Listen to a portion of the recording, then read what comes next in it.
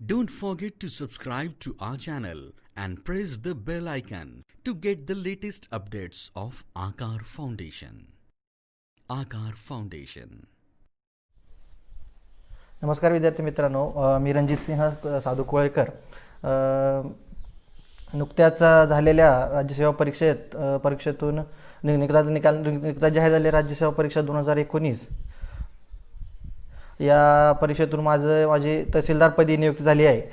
तर आकार फाउंडेशनद्वारा आयोजित टॉपर स्टॉक या कार्यक्रमाद्वारे मी आज तुमच्या भेटीला आलो आहे. तर विद्यार्थी मित्रांनो, आजचे जे सेशन आहे त्या सेशनमध्ये मी तुमच्याशी ज्या गोष्टी शेअर करणार आहेत, अशा काही ज्या गोष्टी शेअर करणार आहेत किंवा त्यामध्ये आहेत माझा MPSCचा प्रवास, त्यानंतर सध्याचे जे MPSCचा प्रवास, त्यानंतर MPSC करणाऱ्या मुलांना येणाऱ्या अडचणी आणि त्यांनी त्या अडचणीवर मात कशी करावी याबद्दल मी तुमच्याशी बोलणार आहे. तर विद्यार्थी मित्रांनो, MPSCचा प्रवास हा जो प्रवास आहे तो माझा जो MPSC प्रवास आहे त्याबद्दल मी सुरुवात करताना तुम्हाला सांगतो की हा प्रवास एक ग्रॅज्युएट म्हणजे इंजिनिअरिंग ग्रॅज्युएट ते तहसीलदार इथपर्यंत आहे. यामध्ये मी हा जो प्रवास आहे तो 1 ऑगस्ट 2015 पासून सुरू होऊन 19 मार्च 2020 इथपर्यंत आलेला आहे. तर या प्रवासात ज्या काही अडचणी आल्या किंवा ज्या काही अपयश आलं त्याबद्दल आज मी तुम्हाला माझे अनुभव शेअर करणार आहे.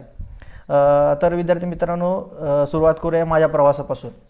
तर माझं मूळ गाव शिवणे, तालुका सांगोला, जिल्हा सोलापूर. तर माझे वडील शिक्षक आहेत, त्यामुळे माझ्या वडिलांच्या बदल्यानं माझं शिक्षण हे वेगवेगळ्या ठिकाणी झाले. तर माझं 1ली ते 8वीपर्यंतचे शिक्षण हे जिल्हा परिषद प्राथमिक शाळा आणि शरदचंद्रजी पवार माध्यमिक विद्यालय वाशिंबे तालुका करमाळा येथून कंप्लीट झालं. त्यानंतर 9वी-10वीला मी शिवणे माध्यमिक विद्यालय आणि शिवणे ज्युनियर कॉलेज इथून शिक्षण कंप्लीट केलं 9वी-10वीचं. त्यानंतर 11-12वीला मी न्यू इंग्लिश स्कूल आणि ज्युनियर कॉलेज सांगोला इथून 2010साठी 12वी पासआउट झालो. त्यानंतर 12वी झाल्यानंतर नाही का मुलांना वाटतं की आता इथून पुढं काय करायचं. मग त्यावेळेस MPSC वगैरे असं काही माझ्या डोक्यात नव्हतं. मग त्यानंतर आता करायचं काही, तर त्यावेळेस मार्क चांगले होते. मग घरचे म्हणले की बाबा इंजिनिअरिंगला जाऊया, कारण मला मॅथ्सला चांगले मार्क आले होते CETला. मग मी ठरवलं की बाबा इंजिनिअरिंगला जायचं, कारण त्यावेळेस असं आहे की ह्याला जायचं असं काही नव्हतं की बाबा MPSC करायची आहे किंवा आपल्याला स्पर्धा परीक्षेमध्ये उतरायचं. त्यावेळेस तसं काही डोक्यात नव्हतं. त्यामुळं मग मी काय केलं की बाबा इंजिनिअरिंगला ॲडमिशन भेटलं मला. आणि त्या राजा इंजिनिअरिंग म्हणजे BE मेकॅनिकल हे राजाराम बापू इन्स्टिट्यूट टेक्नॉलॉजी साखराळे, इस्लामपूर, तालुका वाळवा, जिल्हा सांगली येथे 2014 साली कंप्लीट झालं.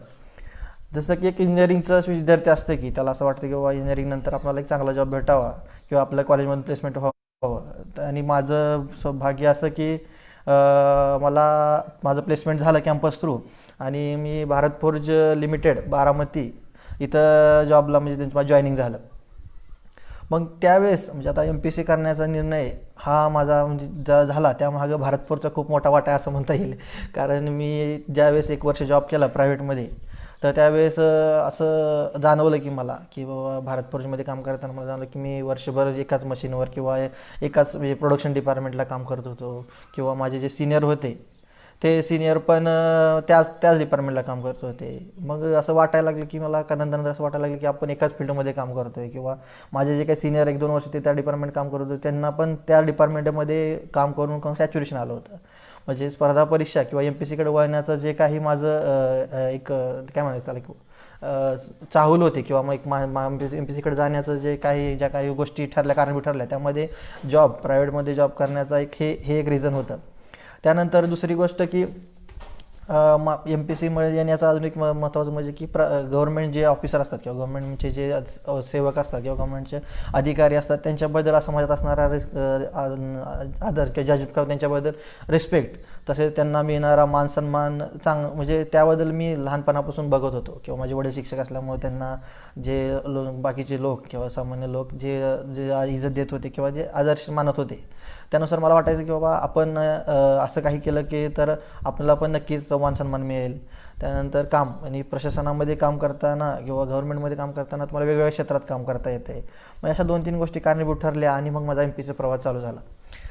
माझं 2014 ते 15 म्हणजे भारत फोर्जमध्ये मी 1 वर्ष काम केलं. त्यानंतर ठरवलं की बाबा आता आपण स्पर्धा परीक्षेकडे वळायचं. मग मी 1 ऑगस्ट 2015 रोजी अहिल्या लायब्ररी पुणे येथे ॲडमिशन घेतलं आणि तिथून पुढे मी पुन्हा कधीच जॉबचा किंवा प्रायव्हेट सेक्टरचा विचार केला नाही. तिथून जी काही सुरुवात होती ते चालू केली. आणि मी जेव्हा सुरुवात होती ज्यावेळेस सुरुवात केली त्यावेळेस एक्झाम ह्या वर्षातल्या सगळ्या एक्झाम संपल्या होत्या 2015मधील. त्यामुळं माझ्याकडे फक्त आता कोणची एक्झाम नव्हती, फक्त एकच होतं की आता आपण अभ्यास करायचा आहे. कारण पुढच्या वर्षीची एक्झाम ही एप्रिलमध्ये होती. एप्रिलमध्ये 2016ची जी राज्यसेवा होती ती एप्रिल 2016मध्ये होती. त्यामुळं माझ्याकडे एक 7 ते 8 महिन्याचा कालावधी होता. मग मी म्हणजे तुम्हाला विद्यार्थी सांगतो इच्छितो की कोणतीही टार्गेट जर तुम्हाला ठेवायचं असलं ते थोडं टार्गेट हायेस्ट लेवलचं ठेवा. त्यामुळं बाकीच्या एक्झामला तुम्हाला प्रॉब्लेम येणार नाही. तसं मी ज्यावेळेस MPSC चालू केली त्यावेळेस माझं टार्गेट होतं की राज्यसेवाच पोस्ट काढायची. त्यानुसार मग मी ठरवलं की बाबा आपण फक्त राज्यसेवेचा अभ्यास करायचा आणि त्यानुसार अभ्यास चालू केला. मग 1 ऑगस्टला अभ्यास चालू केला. नंतर व्यवस्थित अभ्यास केला. पहिल्यांदा मेन्सचा अभ्यास चालू केला. कारण माझे एक 2-3 मित्र आमचे ओळखीचे होते जे आमच्या गावाचे शेजारचे होते, त्यांना भेटलो तर त्यांनी आम्हाला अशा माहिती दिली, गायडन्स केला की बाबा तुम्ही पहिल्यांदा मेन्सचा अभ्यास करून घ्या, त्यानंतर प्रीचा करा. त्यानुसार आम्ही प्लॅनिंग केलं, मेन्सचा अभ्यास केला आणि प्रीचा पण अभ्यास 2-3 महिने राहिल्यानं चालू केला. पण झालं असं की 2016च्या एक्झामला की मी प्रीचा अभ्यास चालू व्यवस्थित केला, पण रिव्हिजनला मला वेळ भेटला नाही.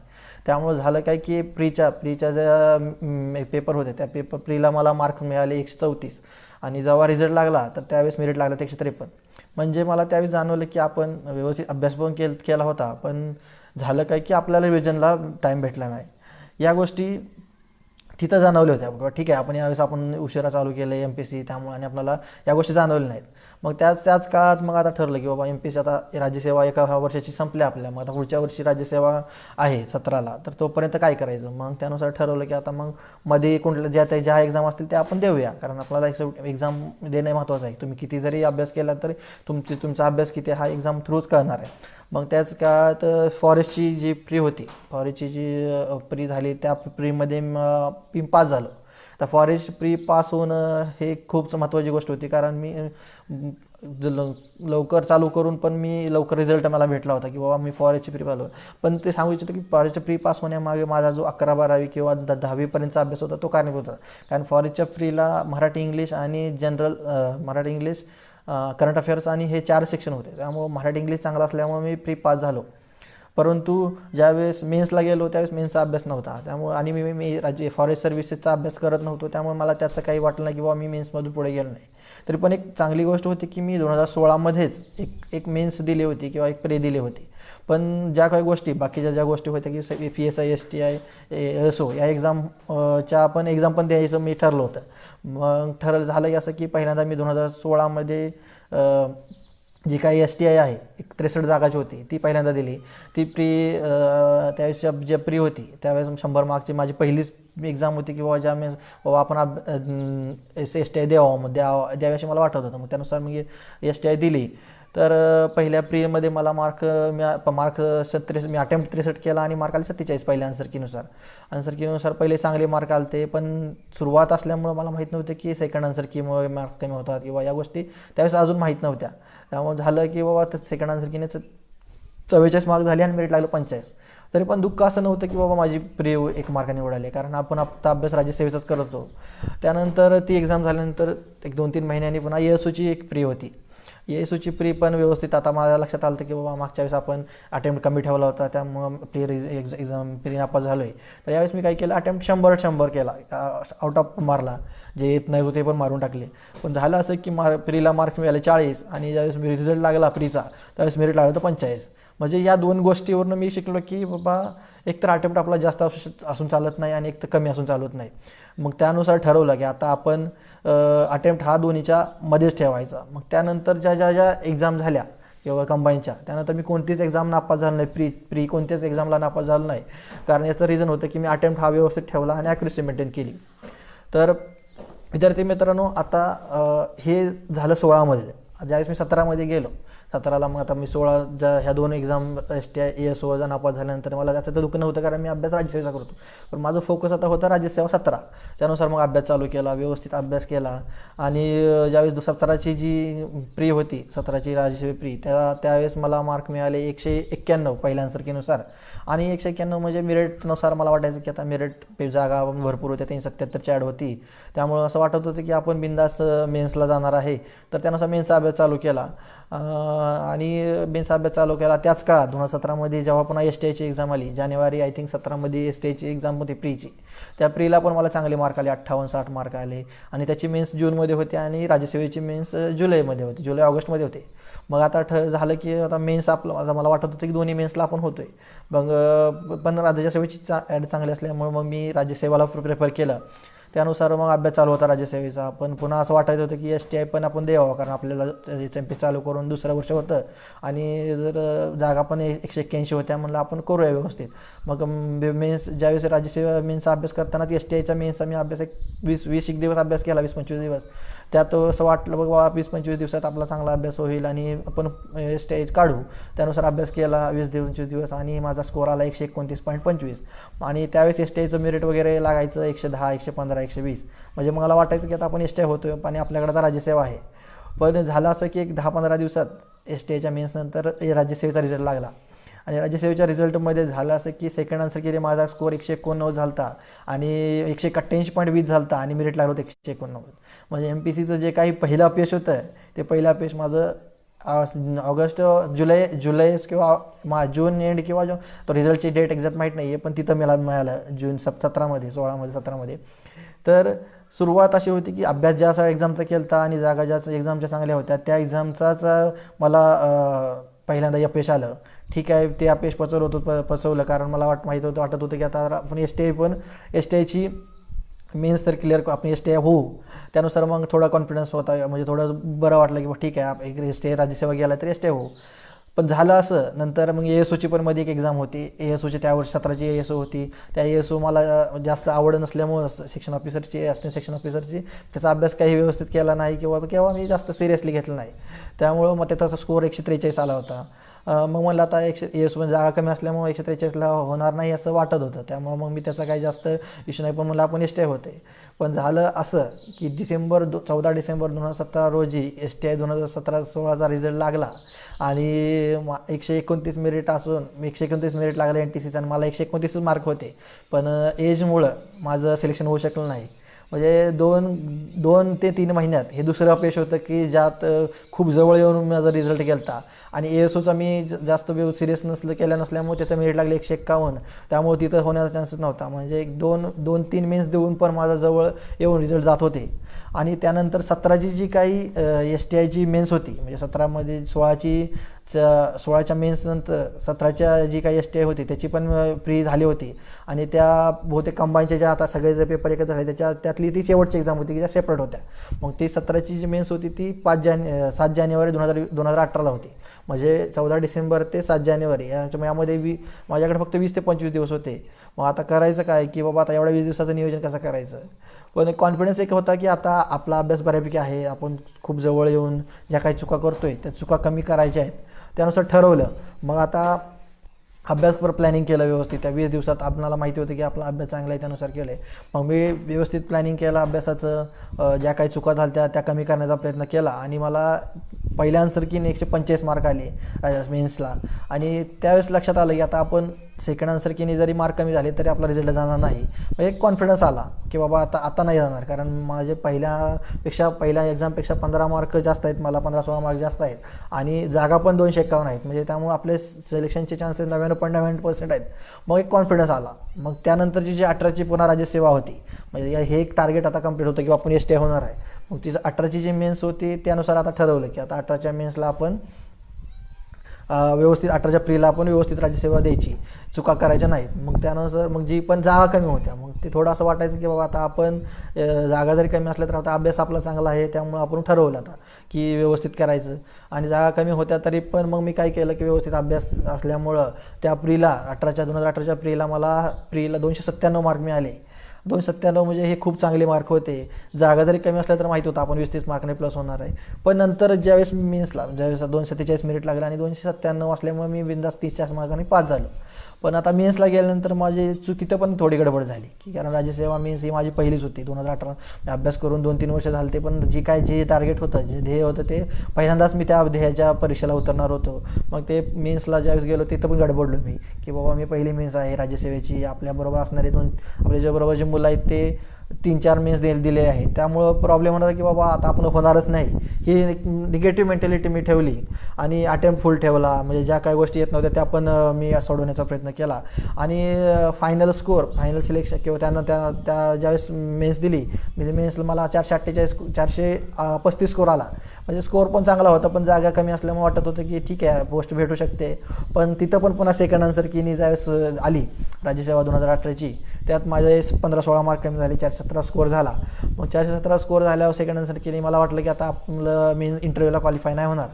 पण माझं सौभाग्य आहे की माझा इंटरव्ह्यूला कॉल आला तरी असं मला वाटत होतं की बाबा मी इंटरव्ह्यूची तयारी तेवढी व्यवस्थित केली नाही. कारण मला वाटत होतं की बाबा आपलं सिलेक्शन होणार नाही, कारण एवढे मार्क कमी झाले आहेत आणि जागा पण कमी आहेत. तरी मग इंटरव्ह्यू व्यवस्थित दिला. इंटरव्ह्यूला मला 25 मार्क आले.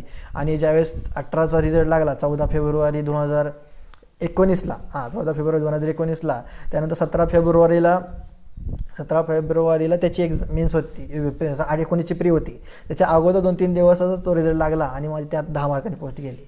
म्हणजे खूप जवळ आलतो. म्हणजे राज्यसेवा जरी माझी पहिली असली तरी मी खूप जवळ आलतो. पण ज्या काही चुका मी थोड्या ज्या चुका झाल्या त्या चुका तिथं महागात पडल्या. म्हणजे या 2-3 वर्षात या चुका झाल्या त्या चुका मला आता 19ला टाळायच्या होत्या. आणि त्यानुसार मग तरी पण त्या 3 दिवसात मेन्स प्री होती. ते दुःख होतंच की बाबा एवढा जवळ येऊन आपण आपल्या पोस्ट राहिली, क्लास 2 तरी भेटेल असं वाटत होतं. मग ह्या गोष्टी झाल्यानंतर मग 19ची जी प्री जी आता ज्या ॲडला मी तहसीलदार झालो आहे त्याची प्री ती 17 फेब्रुवारी 2019ला होती. मग त्यानंतर अभ्यास तिथं 2-3 दिवस जरा थोडं व्यवस्थित केलं अभ्यास असल्यामुळं. मग प्रीला मला 233 मार्क आले. जागा 420 असल्यामुळं मग असं कॉन्फिडंट होतं की बाबा आपलं मेन्सला होणार आहे. पण याच काळात 5 फेब्रुवारी म्हणजे STIची जी काही मेन्स दिली ती त्याचा रिझल्ट लागला होता 2 मे 2018ला रिझल्ट लागल्यानंतर मग त्याच्या जॉईनिंग हे 5-6 महिने लागले आणि आमचं जॉईनिंग 2019ला आलं. मी प्री दिली 15 फेब्रुवारीमध्ये आणि मार्चमध्ये त्याचं जॉईनिंग होतं. मग आता जॉईनिंग तर करणार, जॉईन झालो 1 मार्च 2019ला STI म्हणून माझगाव मुंबई येथे जॉईन झालो. जॉईन झाल्यानंतर तिथले ज्या काही प्रोसेस असतात, मेडिकल असते, ह्या गोष्टी तिथं असल्यामुळं मग तिथं अभ्यास करायला तेवढा वेळ भेटणार. मेन्सला जाणार हे माहीत होतं, पण की बाबा अभ्यास जरी असला तरी तुम्हाला ते एवढं प्रिपरेशन महत्त्वाचं आहे. मग तिथं गेल्यानंतर 1-2 महिने माझे यातच गेले. मार्च-एप्रिल माझा यातच गेला किंवा त्यात पण इलेक्शन ड्युटी लागली. कारण तुम्ही गव्हर्नमेंटमध्ये गेल्यानंतर तुम्हाला बाकीच्या पण ज्या गोष्टी असतात की त्या पण मॅनेज करायला लागतात. मग त्यानंतर 2 महिने गेल्यानंतर माझ्याकडे पुन्हा यावर्षी जुलैमध्ये मेन्स होती. 19 जुलैला 2019च्या जुलैमध्ये मेन्स होती राज्यसेवेची. त्यामुळे माझे 2 महिने तर तिथंच गेले, मे-जून. माझ्याकडे राहिले की बाबा मार्च-एप्रिल गेले तर माझ्याकडे जून आणि जुलैच राहिला होता. मे आणि जूनच राहिला होता. मला 2 महिन्यात कसा अभ्यास करणार या गोष्टी आता डोक्यात होते की बाबा आता आपण करणार काय, ऑफिसला तर जॉईन आहे. मग त्यानंतर मग काय केलं की मी माझ्या सिनियर जे अधिकारी आहेत त्यांना बोललो की सर असं मला अभ्यासाला जायचं आहे. तर त्यांनी पहिल्यांदा थोडं म्हणाले की ऑफिस वर्कमुळे जमणार नाही असं तसं. त्यानंतर मग मी एक डिसिजन ठरवलं की बाबा आता की इथून पुढं काही पण हो, आता आपल्याला डिसिजन घ्यायचं आहे. मग ठरवलं की आता जागा चांगल्या आहेत, आपला स्कोअर चांगला आहे. मग मी ठरवलं की आता आपण सुट्टी टाकून जायचं. मग सुट्टी कुठली टाकली तर मेडिकलची लीव टाकली. मेडिकल लीव मी जवळजवळ 2 महिने टाकली. 2 महिने व्यवस्थित अभ्यास केला. त्या आतापर्यंतच्या ज्या चुका काय केल्या होत्या त्या चुका टाळल्या. आणि आता ठरलं की ह्या एक्झामला आपल्याला सिलेक्ट व्हायचं आहे. त्यानुसार पेपर व्यवस्थित सोडवले. म्हणजे तुम्हाला सांगतो की मी 2017-18ला ज्या चुका केल्या त्या सगळ्या चुका टाळण्याचा इथं प्रयत्न केला. तरी पण चुका होणार आहेत, आपण माणूस आहे शेवटी, त्या चुका होणार आहेत. तरी पण त्या चुका मिनिमम करण्याचा प्रयत्न केला. आणि त्यामध्ये मला मी पहिल्या जी आन्सर की आली त्यामध्ये माझा स्कोर आला 448 आला. आणि जागा 420 असल्यामुळं लक्षात आलं की आता आपल्याला पोस्ट भेटणार आहे. तरी पण एक धाकधूक राहते की बाबा आपल्याला सेकंड आन्सर की आहे, पुन्हा बाकीच्या गोष्टी सगळ्या जुळून यायला पाहिजे. मग त्यानुसार ठरलं की बाबा 448 आला आहे, आपण व्यवस्थित आता इंटरव्ह्यूची तयारी करूया. जरी गोष्ट कोणती का भेटेना, क्लास 2 भेटू किंवा क्लास 1 भेटू, यानुसार तयारी ठेवली. त्यानुसार मग पुन्हा ऑफिस 1-2 महिन्यानंतर पुन्हा मेडिकल बोर्डला मला उभा केलं, कारण नंतर मी मेडिकल लीव टाकलं असल्यामुळं त्या गोष्टी झाल्या. 2 महिने ते दोन महिने पुन्हा त्यात गेले, म्हणजे टोटल 4 महिन्याचा जो स्पॅन होता ते माझ्यासाठी खूप चॅलेंजिंग होता. ठीक आहे, त्यातून मग म्हणलं आता आपल्याकडे पॉझिटिव्ह आहे की आपल्या स्कोअर चांगला आला आहे. त्यानंतर मग पुन्हा ऑफिस जॉईन केलं, ऑफिस 2-3 महिने केले. पुन्हा फेब्रुवारीमध्ये शेड्यूल आलं, म्हणजे जानेवारी ते मार्चपर्यंत इंटरव्ह्यू होते. माझा इंटरव्ह्यू होता फेब्रुवारीमध्ये. मग फेब्रुवारीच्या पहिल्या 2-3 तारखेला मी सुट्टी टाकली. माझा इंटरव्ह्यू होता 18 फेब्रुवारीला. मग इंटरव्ह्यूसाठी सुट्टी टाकली. माझ्या ऑफिसरला सांगितलं की बाबा असं आहे. त्यांनी सहकार्य केलं की बाबा हां ठीक आहे, जा तू इंटरव्ह्यूला. मग इंटरव्ह्यूची तयारी केली आणि सेकंड आन्सर त्यात महत्त्वाचं म्हणजे सेकंड आन्सर कीने पण तिथं पण माझा स्कोअर 13-14 मार्क कमी झाला होता. मग 435 स्कोअर झाला, 13 मार्क कमी झाले ते. पण असं वाटत होतं की जागा चांगल्या आहेत, त्यामुळे सिलेक्शनला काही प्रॉब्लेम येणार नाही. फक्त आता जर आपल्याला क्लास 1 मिळवायचे असेल तर इंटरव्ह्यू पण व्यवस्थित केला पाहिजे. मग त्यानुसार इंटरव्ह्यूची तयारी केली, इंटरव्ह्यूसाठी सुट्टी काढली 15 दिवस आणि 18 फेब्रुवारीला इंटरव्ह्यू दिला. इंटरव्ह्यू व्यवस्थित गेला आणि चांगले मार्क भेटतील असं वाटत होतं. पण ठीक आहे, इंटरव्ह्यूला मला 48 मार्क मिळाले आणि फायनल रिझल्ट ज्यावेळेस लागला 19 जून 2020ला, त्यामध्ये मला तहसीलदारपदी माझी निवड झाली. म्हणजे जो काही 4 वर्ष किंवा 5 वर्षाचा जो काही प्रवास होता, तो प्रवास एका चांगल्या सुखद घटनेने झाला, याचं मला खूप आनंद वाटला. कारण एवढा दिवस किंवा हे जे काही ध्येय होतं ते ध्येय पूर्ण झालं असं वाटतंय.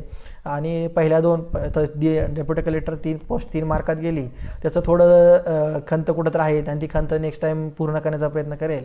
आणि जे काही यश मिळालं आहे ते यश खूपच चांगलं आहे किंवा कोणती यश खूप सुखदायक चांगलं आहे. आणि जे काही ठरवलं होतं ते कंप्लीट झाल्याचा आनंद वेगळाच आहे. माझ्या या यशामध्ये जो काही सपोर्टिंग स्टाफ आहे त्यामध्ये महत्त्वाचं म्हणलं तर माझा भाऊ, जो पण सध्या STI म्हणून माझगाव मुंबई इथे कार्यरत आहे. आम्ही दोघं एकत्रच आहे.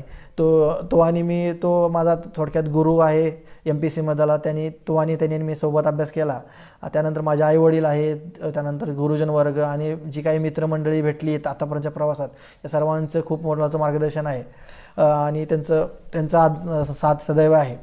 तर हा झाला माझा MPCचा प्रवास. विद्यार्थी मित्रांनो, आत्तापर्यंतच्या ज्या काही गोष्टी मला सांगितल्या, यातून मी ज्या काही गोष्टी शिकलो त्या गोष्टी तुम्हाला मी सांगणार आहे की बाबा ह्या ज्या गोष्टी मला अडचणी आल्या किंवा मला जे लक्षात आलं ते तुम्हाला सांगणार आहे. आणि आता दुसरं जे सेशन आहे त्यामध्ये मी तुम्हाला सांगतो की बाबा MPC करणाऱ्या मुलांचं जे काही डाऊट असतात ते काय असतात. म्हणजे मी जेव्हा MPC करतो तेच डाऊट जनरली बऱ्यापैकी मुलांना असतात. तर सुरुवात करूया की बाबा नक्की काय असते. की पहिल्यांदा मुलांचं असतं की एकतर पहिला न्यूनगंड, म्हणजे आर्ट्सच्या विद्यार्थ्याला वाटतं की मी MPC करू शकणार नाही, किंवा सायन्सच्या मुलाला असं वाटतं की बाबा की मी सायन्समध्ये आहे त्यामुळं मी लगेच होऊ शकते, किंवा बाकीच्या एखादा टॅलेंटेड मुलाला वाटतं की मला काय आवड नाही. तर इथं लक्षात ठेवायचं की MPC हे एक स्पर्धा आहे. स्पर्धा म्हणलं की तुम्ही कोणताही विद्यार्थी टॉपला जाऊ शकतो. जो काही एखादा विषय एअर डाऊन असून सुद्धा मुलगा तो क्लास 1 होऊ शकतोय, किंवा एखादा हुशार आहे त्याचं पण सिलेक्शन नाही होणार. इथं कसं आहे की तुमचे जे काही एफर्ट्स आहेत ते एफर्ट्स महत्त्वाचे आहेत. तुम्ही किती हार्डवर्क घेता हे महत्त्वाचं आहे. आणि त्याबरोबर तुम्हाला तुमची स्वतःचं एक स्ट्रक्चर, तुम्ही स्वतःचं एक प्लॅनिंग बनवता आलं, स्ट्रॅटेजी बनवता आली पाहिजे. म्हणजे अभ्यास तर आपण सर्वजण एकत्रच करतोय, पण सिलेक्शन होणारी जी मुलं आहेत त्यांचं थोडंसं प्लॅनिंग वेगळं असते, किंवा त्यांच्या ज्या काही मेथड असतात त्या थोड्या वेगळ्या असतात. त्या गोष्टी आपण व्यवस्थित आपल्यामध्ये ज्या काही क्वालिटीज आहेत त्या आपण ओळखल्या पाहिजेत आणि त्यानुसार प्लॅनिंग केलं पाहिजे. म्हणजे इथं हुशार किती आहे यापेक्षा तुम्ही एफर्ट्स किती घेताय, तुम्ही अभ्यास कशा प्रकारे करताय, या गोष्टी महत्त्वाच्या आहेत. दुसरी गोष्ट की मुलांचं असं म्हणणं असतं की बाबा अभ्यास किती तास केला पाहिजे, किंवा अभ्यासाचं नियोजन कसं केलं पाहिजे. तर मी स्वतःचं सांगेल की मी राहिला दत्तवाडीमध्ये होतो, आणि मी लायब्ररी माझ्या अहिल्या म्हणजे शास्त्री रोडला. तर तिथून एक 500 मीटरचं अंतर असेल. पण मी सकाळी ज्यावेळेस 8ला लायब्ररीत यायचो, त्यानंतर संध्याकाळी 11लाच लायब्ररीतून जायचो. म्हणजे हे जे जवळजवळ 10-12 तास आहेत त्यातले 10-12 तास मी अभ्यास करतो असं नाही, त्यातले एक 8 ते 9 तास अभ्यास व्हायचा व्यवस्थित. पण ते कंटिन्यू असायचं. म्हणजे रविवारी जरी असले तरी पण सुट्टी घ्यायची नाही. कंटिन्युटी महत्त्वाची आहे. म्हणजे कसं होतं की काही वेळेस आपण व्यवस्थित अभ्यास करतो, 10 तास बसतो, पण नंतर असं होतं की बाबा ते कंटिन्युटी राहत नाही. काही वेळेस अभ्यास करतो, काही वेळेस नंतर 2 मित्र आले, चला फिरायला जाऊ, चला मूव्हीला जाऊ, या गोष्टी टाळायच्या. शक्यतो जर तुम्ही MPCमध्ये येणार असेल तर या गोष्टी टाळायच्या.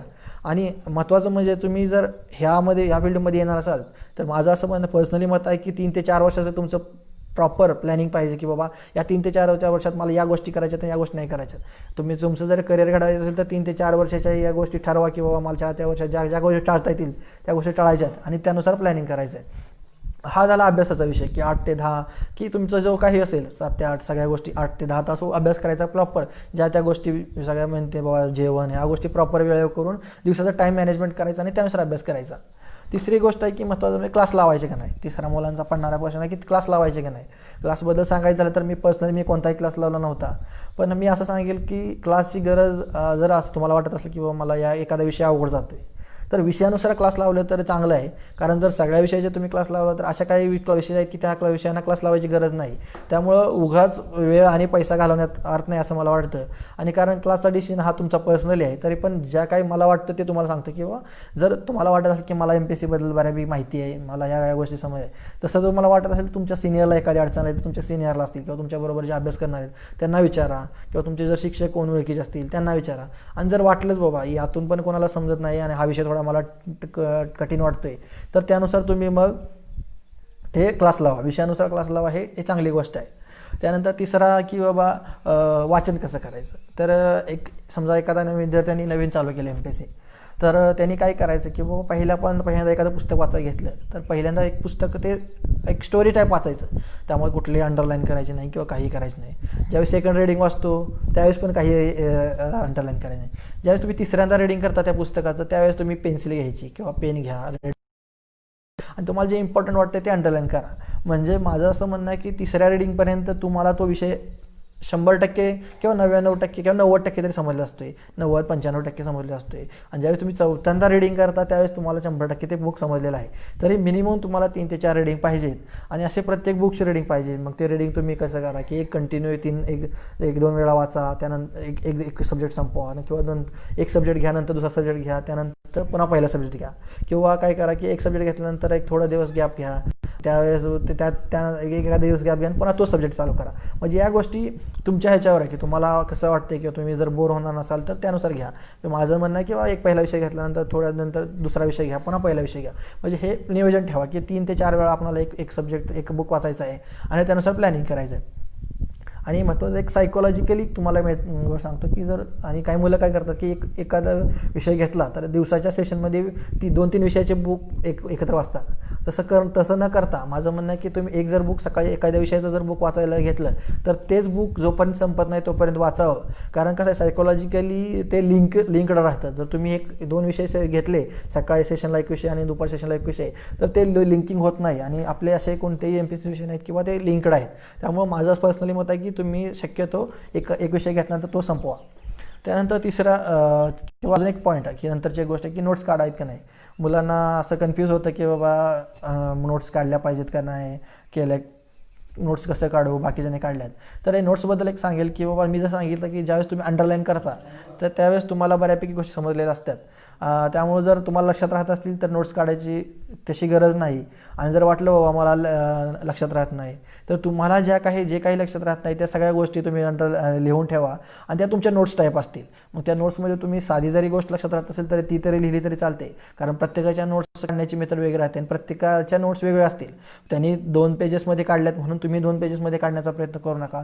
तुम्हाला जे वाटतंय बाबा तुमचं पेज एखादं एक्स्ट्रा नोट्स होईल तर ते महत्त्वाचं आहे की तुम्हाला तुमच्या नोट्स स्वतःच्या असाव्यात असं मी म्हणेल. आणि जर नोट्सचा फायदा कधी होतो की ज्या वेळेस तुम्हाला एखादं पुस्तक वाचण्यापेक्षा त्या नोट्स वाचणं सोपं पडतं. यानुसार प्लॅनिंग करा. त्यानंतर पुढचा विषय आहे की बुक लिस्टबद्दल. मग आता मला काय करतात की बाबा आता आम्ही सिलेक्ट झालो आहे किंवा असे सिलेक्ट झालेल्या विद्यार्थ्यांना म्हणतात की सर तुम्ही कोणते बुक वापरले. तर मी काय म्हणेन की बाबा एक 90 ते 95% जी काही सिलेक्टेड कॅन्डिडेट आहेत त्या सर्वांची बुक लिस्ट सेमच असते. तुम्ही जर आता बघितलं तर लक्षात ठेवा, मी माझ्या प्रोफाईलला पण शेअर केले ती पण तुम्ही बघू शकता. तर सर्वांची बुक लिस्ट हे सेमच आहे जवळजवळ. फक्त कसं आहे की ते बुक त्यांनी किती वेळा वाचले, त्यांनी ते तसं कसं प्लॅनिंग केलं आहे हे महत्त्वाचं आहे. तुम्ही तेच बुक लिस्ट तुम्ही रेफर करा किंवा तुम्हाला वाटतं बाबा यापेक्षा जरा वेगळं बुक वाचायचं आहे आणि हे सगळं व्यवस्थित करून सगळ्यात जे काही कॉमन बुक्स आहेत त्याची एक लिस्ट बनवा आणि त्यानुसार तुम्ही अभ्यास चालू करा. म्हणजे लक्षात घेण्यासारखी गोष्ट आहे की यामध्ये तुम्हाला लक्षात येईल की हे सर्व जे गोष्टी आहेत त्यामुळे सर्व गोष्टींचं मागं एकच तथ्य आहे की तुम्ही त्यातून काय घेताय. त्या बुक्समध्ये सगळेजण वापरणारे बुक्स सर्वजण सेम आहेत पण आपण कुठं कमी पडतोय तर आपण ज्या काही चुका करतोय किंवा काही बुक्स वाचत नाही किंवा काही बुक टाळतो तर त्या गोष्टी टाळायच्या आणि सर्वजण जर तेच बुक्स वापरत असतील तर आपण ते वापरून आपल्याला बाबा लवकरात लवकर कसं समजेल काही गोष्टी आपल्याला काही कळलं ना तर त्या आपण विचारल्या पाहिजेत. म्हणजे बुक लिस्ट हे महत्त्वाची आहेच, पण तुमची स्वतःची पण एक बुक लिस्ट बनवा आणि त्यानुसार समजा तुम्हाला एखादं बुक दुसरं एखाद्या प्रकाशनाचं बुक आहे आणि ते तुम्हाला चांगलं वाटते समजते तर नक्कीच ते पण वापरू शकताय. म्हणजे हा बुक लिस्टचा इश्यू न बनवता आपल्याला जे काही अवेलेबल बुक्स आहेत आणि जे काही सर्वजण वापरतात त्यानुसार प्लॅनिंग करा, तुमची एक बुक लिस्ट बनवा आणि अभ्यास चालू करा. त्यानंतर मुलांना अजून एक क्वेश्चन पडतो की बाबा अटेम्प्ट किती करायचा. तर हे अटेम्प्टचं तुम्हाला खूप महत्त्वाचं आहे. जे काही कंबाईनचे जे काही पेपर्स जातात ते कंबाईनच्या पेपरला वेळ कमी असतो आहे आणि तुम्हाला अटेम्प्ट पण व्यवस्थित पाहिजे, जागा कमी असतात, त्यामुळे ॲक्युरेसी मेंटेन करून तुमचा स्कोर चांगला आला पाहिजे. तर मी अटेम्प्टबद्दल हे जे काही शिकलो आहे ते तुम्हाला नक्की सांगेल की ज्यावेळेस मी पहिल्यांदा STIची मेन्स प्री दिली ती त्यावेळेस मी अटेम्प्ट खूप कमी ठेवला होता आणि नंतर ज्यावेळेस SUची प्री दिली त्यावेळेस अटेम्प्ट जास्त ठेवला होता. म्हणजे दोन्हीमध्ये अटेम्प्ट असा पाहिजे की बाबा मेरिट आपलं ॲक्युरेसी पण मेंटेन झाली पाहिजे आणि आपला अटेम्प्ट पण चांगला पाहिजे. मग माझं असं म्हणणं आहे की 80 ते 90 मध्ये तुमचा अटेम्प्ट ठेवा. कारण अशा काही गोष्टी असतात की समजा सायन्सचा विषय आहे किंवा मॅथ्सचा विषय आहे जिथं तुम्ही तुक्के मारू शकत नाही तर ते शक्यतो टाळायचे. म्हणजे 80 ते 90 मध्ये तुमचा अटेम्प्ट ठेवा आणि त्यानुसार ॲक्युरेसी मेंटेन करण्याचा प्रयत्न करा. तुम्हाला सांगू इच्छितो की मुलांचे 80-85 अटेम्प्ट करून सुद्धा 70पर्यंत स्कोर आहेत. म्हणजे माझा पर्सनली सांगायचं म्हटलं तर माझं 55 ते 60च्या मध्ये स्कोर राहायचा आणि मेरिट त्यावेळेस 50 ते 55 मध्ये राहायचं. म्हणजे मी 2-4 मार्क प्लस असायचो किंवा 5 मार्क प्लस असायचो. म्हणजे त्यामुळे मेन्सला मला प्रॉब्लेम येत नव्हता. तर तुम्ही असं लक्षात ठेवा की बाबा ज्यावेळेस अटेम्प्ट करणार चांगलं व्यवस्थित करणार त्यावेळेस ॲक्युरेसी पण मेंटेन करण्याचा प्रयत्न करा आणि अटेम्प्ट ह्यामध्ये ठेवा. आणि पेपर अटेम्प्ट कसा करायचा याबद्दल पण एक म्हणजे मी स्वतः पर्सनली आम्ही जे काही शिकलो त्यानुसार आहे की अटेम्प्ट कसा करायचा. समजा आता पेपर 100 मार्कचा आहे तर 100 मार्कच्या पेपरमध्ये 1 तासाचा वेळ आहे. तर काय करायचं की समजा 15 मार्काची गणित सोडून द्या. म्हणजे आपल्याकडे 85 मार्क्सचा पेपर आहे. तर पहिल्या 15 मिनिटात किंवा 20 मिनिटात ते 85 क्वेश्चन तुमचे वाचून झाले पाहिजे आणि त्यातले जे काही 85 क्वेश्चनमधले तुम्हाला जे काही येतात पहिल्या रिडिंगला असे क्वेश्चन तुम्ही पहिल्यांदा सोडून घ्यायचे त्या 15 ते 20 मिनिटात. मी तुम्हाला सांगतो की त्या 85 पैकी नाही म्हणलं तर तुम्हाला 35 ते 40 क्वेश्चन येत असतात आणि ते तुमच्या हक्काचे मार्क असतात. त्यामुळं जरी कधीही तुम्ही पेपर घेतला तर इथून पुढे जर काही एक्झाम येईल किंवा आता समजा तुम्ही पेपर दिला असेल तर ते पेपर बघा किंवा नक्की आपण पहिल्या त्या 15 ते 20 मिनिटात किती स्कोर करू शकतो. असे काही वेळेस होतं की 45 म्हणजे जवळजवळ 40-45 मार्क तुम्हाला पहिल्या 15-20 मिनिटात पडतात. तर त्यानुसार प्लॅनिंग करायचं. 45 मार्क पडले त्यानंतर पुढचे 15-20 मिनिटं मॅथ्स घ्यायचं. म्हणजे मॅथ्स रिझनिंग घ्यायचं. त्या 15 पैकी 7 ते 8 आले पाहिजे किंवा 10 ज्याचं मॅथ्स चांगलं आहे 10पर्यंत. म्हणजे तुमचे किती 45 + 10 म्हणजे 55 मार्क तुमचे झाले आणि तुमच्याकडे वेळ आहे जवळजवळ 25 मिनिटं शिल्लक राहतो. या 25 मिनिटात तुम्हाला सोडवायच्यात किती 45 पैकी अजून तुम्हाला 35 अटेम्प्ट करायचं आहे आणि त्यातले बऱ्यापैकी तुम्ही क्वेश्चन वाचले फक्त त्या सेकंड रिडिंगमध्ये. त्या सेकंड रिडिंगमध्ये कसं असतं की तुम्हाला 2 ऑप्शनमधले जे काही क्वेश्चन आहेत किंवा 2 ऑप्शन बरोबर वाटतात त्यातले क्वेश्चन अटेम्प्ट करायचे आणि असे काही क्वेश्चन रिजेक्ट करायचे की जे म्हणजे समजा 90पर्यंत अटेम्प्ट करायचं तुमचे 10 क्वेश्चन सोडायचे. तर ते 10 क्वेश्चन असे सोडायचे की मॅथ्समधले 2-4 क्वेश्चन सोडून द्यायचे आणि सायन्स किंवा इतर विषयातले जे काही माहितीच नाही किंवा 4 ऑप्शन बरोबर वाटतात असे क्वेश्चन शक्यतो टाळायचे आणि 85 ते 90 अटेम्प्ट करायचा आणि ॲक्युरेसी मेंटेन करून 60 ते 65 किंवा 70पर्यंत स्कोर आणण्याचा प्रयत्न करायचा. आणि हे असं जर केलं तर मी काय म्हणतो तुम्हाला 2 ते 3 रिडिंग सहज होतात. कारण काही क्वेश्चन तुम्ही ऑलरेडी घेणारच नाही आहे. तर 2 ते 3 रिडिंगमध्ये जर तुम्ही व्यवस्थित एका तासाचं मॅनेजमेंट केलं तर तुम्ही प्री कधीच नापास होणार नाही. लिहून देतो मी. कारण मी स्वतःची तीच मेथड वापरली आहे. सध्या जागा कमी असल्यामुळे तुम्हाला कॉम्पिटिशन भरपूर आहे आणि त्यानुसार नियोजन करून पेपर ज्या पद्धतीने आहेत सोप्या पद्धतीने सेट केलेत किंवा कठीण पद्धतीने त्यानुसार प्लॅनिंग सोपा असेल तर तुम्हाला चांगला स्कोर घेता आला पाहिजे. कमी कठीण असेल तरी पण चांगला स्कोर घेता आला आहे. म्हणजे असं मेंटेन करून तुम्ही एका तासाच्या पेपरचं नियोजन करू शकता. राज्यसेवेला कसं आहे की GAच्या पेपरला टाईम मॅनेजमेंटचा तेवढा इश्यू नसतो कारण तुमच्याकडे 2 तास असतात. पण ज्यावेळी CSATचा पेपर येतो CSATच्या पेपरला पण तुम्ही तेच गोष्टी करायच्यात की बाबा पहिल्यांदा मॅथ्स घेऊन बघा. मॅथ्सला तुम्ही 50 मिनिटं द्या किंवा 1 तास द्या किंवा नंतर मग पॅसेज घ्या. तुमचं जे काही तुम्हाला वाटतं की बाबा मी ज्यामध्ये चांगला स्कोर करू शकतो किंवा माझ्या ज्याच्यावर कमांड आहे ते पहिल्यांदा घ्यायचा प्रयत्न करा. आणि समजा तुमच्या कमांड मॅथ्सवर आहे मॅथ्स रिजनिंगवर तरी पण चुकून तुम्हाला असं वाटत आहे की बाबा मला जमणार नाही आहे तिथं पेपर 2-4 क्वेश्चन बघितल्यानंतर कळलं की बाबा मला असं सुटत नाही आहे तर तुम्ही लगेच स्विच व्हा. कारण हे डिसिजन तुम्हाला क्विक घेता आले पाहिजे. कारण टाईम मॅनेजमेंट हे CSATला खूप महत्त्वाचं आहे. तर हे झालं अटेम्प्ट आणि पूर्ण याच्याबद्दल. तर आता विद्यार्थी मित्रांनो ह्या ज्या जनरल ज्या काही मुलांना येणाऱ्या अडचणी होत्या आणि अशा काही अडचणी आहेत की बाबा आता सध्याची जर बघितलं कोरोनामुळं सध्या अवघड गोष्ट झाली की बाबा ॲडबद्दल किंवा एक्झाम होणार का नाही याबद्दल सध्या मुलांच्या मला संभ्रम आहे. तर मुलांना मी सांगू इच्छितो की सध्या जरी परिस्थिती बिकट असली एक्झाम सध्या त्यांनी डिक्लेअर केलेत की बाबा 13 सप्टेंबरला राज्यसेवा होईल आणि 14 ऑक्टोबरला कंबाईन होईल. त्यामुळं आता तुम्ही जास्त विचार न होईल का नाही, हो झाल्या तर काय, नाही झाल्या तर काय. तर आता सध्या महत्त्वाचं आहे. आणि मी तुम्हाला हे गोष्ट पहिल्यांदा सांगेल की एक्झामची किंवा जागा किती आहेत किंवा एक्झाम होईल का नाही, यापेक्षा तुमचा अभ्यास किती आहे हे महत्त्वाचं आहे. म्हणजे समजा जागा एक नेक्स्ट टाइम समजा 50 आल्या आणि तुमचा अभ्यास व्यवस्थित असेल तर तरी तुम्ही पास होणार आहे, तुम्ही पोस्ट काढणार आहे.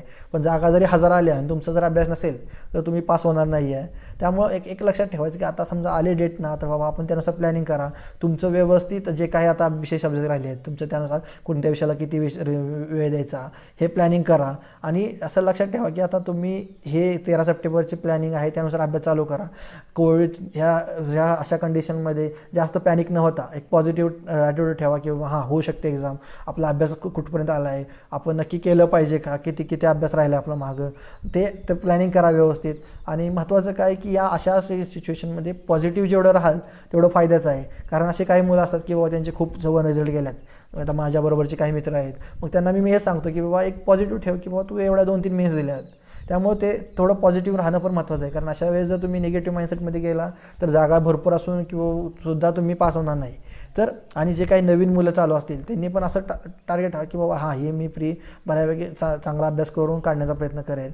त्यानुसार प्लॅनिंग करा अभ्यासाचं. त्यानंतर ज्या काही गोष्टी ज्या काही गोष्टी तुम्हाला असं वाटतं की बाबा की शंका असतील तर तुम्ही मला कमेंटमध्ये विचारू शकता. आणि महत्त्वाचं म्हणजे अजून एक गोष्ट सांगायची राहिली की काही वेळेस असं होतं सॅच्युरेशन येतं. म्हणजे जे मुलं 2-3 वर्ष अभ्यास करतात ना, किंवा मी स्वतः झालं की बाबा काही वेळेस सॅच्युरेशन येतं की अभ्यास खूप 2-3 वर्ष अभ्यास करत असतोय, पण आपल्याला त्यावेळेस अभ्यासाचं वाटतं की आता अभ्यास सॅच्युरेशन येते, आता अभ्यास करू वाटत नाही. तर त्यावेळेस मी सांगेल की अभ्यास हा महत्त्वाचा आहे. कारण कॉम्पिटिशन एवढे भयानक वाढलेले आहे आणि त्यात जर तुम्ही थोडं जरी कमी अभ्यासात पडला तर ते बाकीचे मुलं तुमच्या पुढे जाणार आहेत. त्यामुळं एक थोडं रिलॅक्स होऊ शकता आहे. म्हणजे समजा अभ्यासात जरा आलं तर थोडं फिरायला जा. म्हणजे हे कधी की तुमचा व्यवस्थित अभ्यास झाल्यानंतर थोडं फिरायला जा किंवा मूवी बघायला जा. म्हणजे या गोष्टी तुम्ही मेंटेन केला तुमचं जर तो काय, आता सरांनी काय विचारलं की बाबा टेम्पो उत्साह ठेवायचा तर थोडं असं थोडं स्विच करायचं. किंवा समजा एखादा विषय तुम्हाला समजा कंटिन्यू वाचून बोर झाले तर त्यावेळेस काय करायचं की बाबा मध्ये एखादं मॅगझिन घ्या किंवा आता करंट अफेअर्सचं वगैरे मॅगझिन असते किंवा मॅथ्सचं जे प्रॅक्टिस असते ते थोडं मॅथ्सची प्रॅक्टिस करा. म्हणजे तो जो काही दिवसाचा जो वेळ आहे त्यात पण तुमचं ते व्यवस्थित राहिलं पाहिजे. आणि त्यानंतर काय की आता सध्या बघितलं की मुलांना जागांबद्दल काही जागा पोस्ट कमी असतात, पोस्टबद्दल पण असं वाटतं की बाबा जागा निघतील का नाही. तर सध्याच्या ज्या काही ॲड आल्यात त्याबद्दल तुम्ही कॉन्सन्ट्रेट करा, त्यानुसार अभ्यास चालू ठेवा. कारण जागा वाढतील ह्या एक्झाम राज्यसेवेच्या तुम्ही बघितलं की दरवर्षी जागा वाढतात. त्यामुळे पुन्हा असं वाटायला नको की आपण अभ्यास केला असतं तर बरं झालं असतं. तर ते मनातून काढून टाका आणि अभ्यास जेवढा तुमचा चालू आहे तो कंटिन्यू चालू ठेवा. आणि तुमचं जे काही प्लॅनिंग आहे ते व्यवस्थित ते चालू करा. आणि जर काय अडचण असतील तर तुम्ही मला इथं कमेंटमध्ये विचारा किंवा त्याबद्दल त्याचं मी तुम्हाला त्याबद्दल ज्या गोष्टी तुम्हाला अडचणी वाटतात ते मी त्याचं तुम्हाला सोल्युशन देईल. आणि ज्या काही गोष्टी मी अनुभवलं ते मी ज्या चुका केल्या त्या तुम्ही चुका टाळण्याचा प्रयत्न करा. आणि व्यवस्थित अभ्यास ठेवा, स्वतःचं प्लॅनिंग ठेवा. आणि अभ्यास जेवढा चांगला अभ्यास असेल तेवढा कॉन्फिडन्स येतो आणि तुमची पोस्ट नक्कीच निघणार आहे. हे मी तुम्हाला सांगू इच्छितो. कारण मी स्वतः जे काय अनुभव घेतले 3-4 वर्षात त्यानुसार असं आहे की बाबा मी राज्यसेवेची दुसरीच मेन्स दिली तरी पण माझा रिझल्ट आहे. पण काही मुलं कसं होतं की 3-4 वर्ष व्यवस्थित मेन्स देतात पण कुठंतरी थोडा चुका होतात, त्या चुकामुळं ते रिझल्ट जातो. अशा लक्षात ठेवा की ज्यावेळेस तुम्ही नेक्स्ट एक्झाम देणार आहे त्यावेळेस मागच्या ज्या चुका आहेत ते तुम्हाला ॲनालिसिस करता आलं पाहिजे. महत्त्वाचं म्हणजे तेच आहे की पुढची जे एक्झाम देणार आहे त्या एक्झाममध्ये आपल्याला मागच्या ज्या एक्झाममध्ये चुका झाल्या त्याच्या 50% किंवा 60% जरी रिड्यूस केल्या तरी तुमचा रिझल्ट फिक्स आहे की तुम्ही प्री होणार, मेन्स होणार. आणि एक टार्गेट ठेवा. आता महत्त्वाचं म्हणजे एक गोष्ट लक्षात ठेवा की आता जे काही नवीन चालू करणारी मुलं आहेत किंवा 12वी नंतर किंवा समजा ग्रॅज्युएशनला आहेत तर त्यांनी बॅकअप प्लॅन, कारण सध्या कॉम्पिटिशन एवढे ज्या प्रमाणात जागा निघतात त्यानुसार जर विचार केला तर सक्सेस रेशो खूप कमी आहे. म्हणजे मी ज्या एक्झाममध्ये पास झालो त्यावेळेस त्या 4 लाख मुलं होती आणि त्यानं 420 मुलं सिलेक्ट केले आहेत. म्हणजे सक्सेस रेशो काहीतरी पर्सेंटेज फक्त 0.01% आहे. म्हणजे 99.99 मुलांचं काय करायचं, म्हणजे काय करणार, या गोष्टी लक्षात ठेवा. त्यामुळं एक प्लॅन बी रेडी ठेवा. प्लॅन बी रेडी कधी ठेवला तरी पण एक ते प्लॅन बी कधी ॲक्टिवेट करायचा की 3 ते 4 वर्ष, 3 ते 4 वर्षाचं प्लॅनिंग करायचं की बाबा माझा पहिल्या वर्षात व्यवस्थित अभ्यास, 1 ते 1.5 वर्ष किंवा 2 वर्ष तुमचा अभ्यास व्यवस्थित झाला पाहिजे. मग तो दुसऱ्या-तिसऱ्या वर्षी तुमची प्री निघाली पाहिजे आणि 4थ्या वर्षापर्यंत तुमचा रिझल्ट आला पाहिजे. मी स्वतःच्या अनुभवानं सांगतो की मी 17-16ला मी प्री पास झालो. ठीक आहे, त्या गोष्टी काय ते 17ला मी मेन्स 17लाच मला पोस्ट भेटली तर ST आहे ठीक आहे, कारण प्रत्येकालाच भेटेल असं नाही काय, कारण काही चुका होतात. तर 3 ते 4 वर्षाचं प्लॅनिंग ठेवा. त्यानंतर पण प्लॅन बी ठेवा की बाबा ज्यातून तुम्हाला असं पुढे वाटू नये की बाबा एवढ्यातनं आता आपण काय करू, काय लक्षात येणार नाही, काय करायचं. तर त्यासाठी प्लॅन बी ठेवा. आणि ते प्लॅन बी म्हणजे बाबा तुमचं ग्रॅज्युएशन समजा 12वीला त्यांनी असं ग्रॅज्युएशन निवडा की बाबा त्यात तुम्हाला पुढं करिअर करता आलं पाहिजे, किंवा मग बाकीचे जे सध्या आहे तर त्यांनी त्यानंतर काय करता येईल बाबा, MPSCमधून समजा नाही झालं तर आपल्याला काय करता येईल, अशा गोष्टी लक्षात ठेवायच्या. म्हणजे 2-3 वर्षानंतरचं प्लॅनिंग करून ठेवायचं आणि त्यानुसार अभ्यास करायचा. आणि शक्यतो जर ठरवलं की बाबा अभ्यास, तर बाकीच्या गोष्टी टाळायच्या. आणि तुम्हाला जर अजून काही शंका असतील तर माझ्या फेसबुकला या तुम्ही इथं कमेंट सेक्शनमध्ये टाकू शकताय. आणि आज फाउंडेशनतर्फे आकार फाउंडेशनतर्फे मी तुमच्यासोबत जे काही अनुभव शेअर केले त्याचा तुम्हाला नक्कीच फायदा होईल अशी मी अपेक्षा व्यक्त करतो. आणि येणाऱ्या सर्व परीक्षांसाठी तुम्हाला ऑल द बेस्ट देतो आणि इथेच थांबतो. जय हिंद, जय महाराष्ट्र.